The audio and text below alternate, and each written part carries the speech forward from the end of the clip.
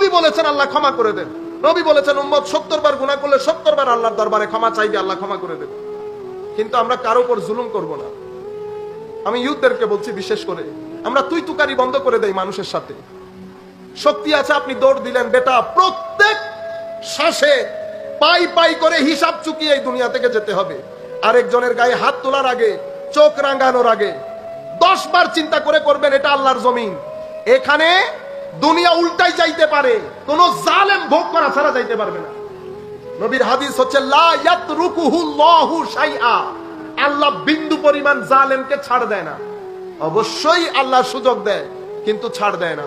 সুতরাং আমি আপনাদেরকে বলছি, প্রতারণা জীবনে রাখিয়েন না, জুলুম জীবনে রাখবেন না, জীবনে শান্তি পাবেন। হারামের দিকে দুনিয়া উল্টে গেলেও হারামের দিকে তাকাবেন না।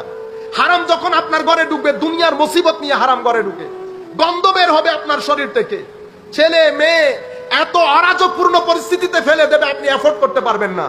আমার আল্লাহ যখন ধরেন তো এমন ভাবে ধরেন দুনিয়া যেন এখান থেকে শিক্ষা গ্রহণ করে, সেই অবস্থায় করে আল্লাহ ছাড়েন।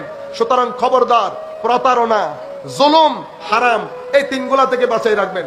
আপনার প্রাণও চালানোর কোনো দরকার নাই, হালাল দিয়ে দরকার হলে টয়োটা স্পিন্টার চালান, সিনা খুলে চালাইতে পারবেন।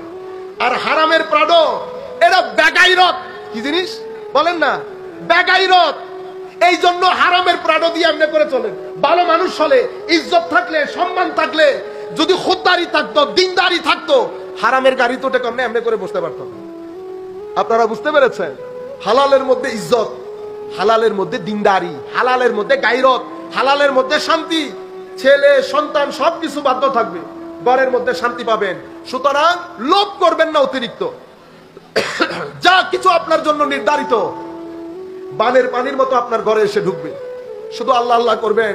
2 মিনিটের দুনিয়া, আসতেও দেরি নাই, যাইতেও দেরি নাই।